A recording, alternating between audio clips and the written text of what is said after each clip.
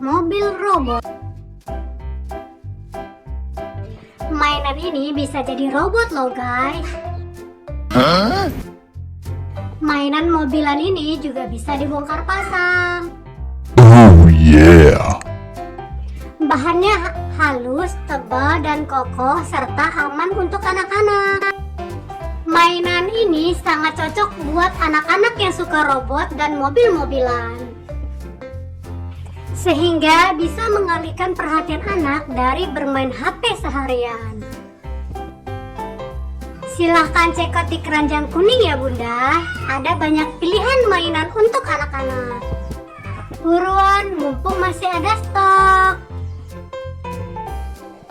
Nah, bisa jadi mobil lagi kan guys, padahal tadi robot. Terima kasih sudah menonton video ini. See you, bye-bye.